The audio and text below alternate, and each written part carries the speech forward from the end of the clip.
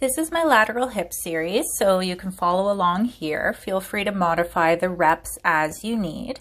So start lying on your side with your bottom leg bent and pulled back behind your top leg. You're going to roll your belly button slightly down towards the floor for this, and really think about pointing that top leg and engaging the muscles of the full leg before moving up. You're inhaling reverse Kegel.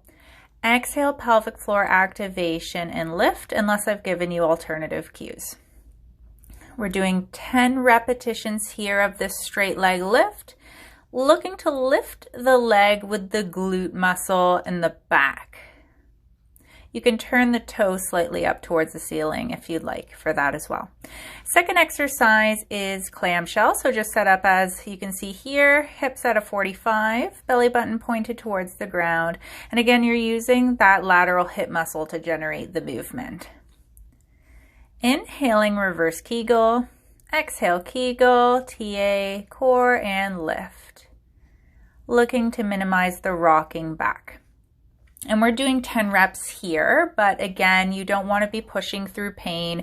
You're looking to approach pain or a burning sensation, and feel free to take breaks as you need. Great. Moving to the third movement, pulling that bottom leg back again, and you're bringing the top leg up, and you're going to point the toe and bend the knee. Again, really using that lateral glute muscle to hold the leg up. Inhale, exhale, activate pelvic floor and point. Inhale, reverse Kegel. Exhale, activate pelvic floor and point. Really activate all those muscles of the leg, avoiding any urge to have that leg drop down. Stay with me here. Take a break if you need it. And now we're going to move to circles. Now I'm just alternating my breath here, so I'm being cognizant of reverse Kegel. I think I did 5 back and 5 forward. You could do 10 if you want. Just lying on your back to stretch out that lateral glute complex, crossing one leg over the other. If that's too intense, you can keep both knees together. And just doing some nice deep breath into the pelvic diaphragm here. I think I'm doing 5 breaths. And give yourself a little bit of a hug. Really breathing into the bottom of that pelvic floor. You can move the knees side to side a little bit. And flex and point the toes if you want. All right, let's move on to the next side. I'll pull up my pants a bit here. Okay. So you're going to bend the bottom leg, pull it back, point that toe, and lift.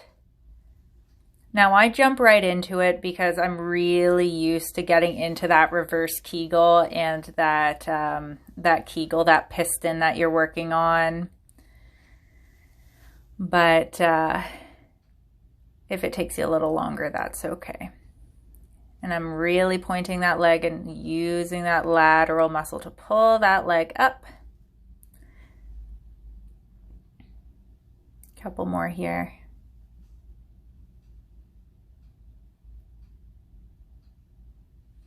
You got this.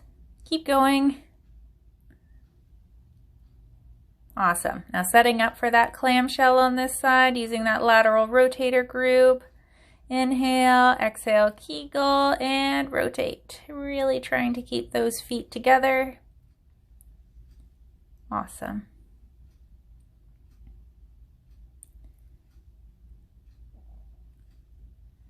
I think this one is 4.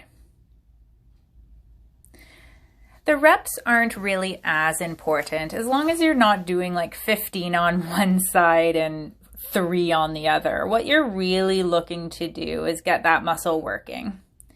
All right, lifting up here and bend and point. Integrating that breath and that activation, really pointing away. I'm just palpating the front here just for biofeedback. Taking a look down to make sure I'm not rotating forward.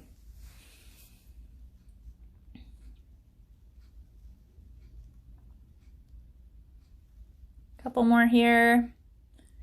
And we're gonna move on to those circles soon. You can either start forward or back. It doesn't really matter which one you start with. I think I'm feeling it a little bit.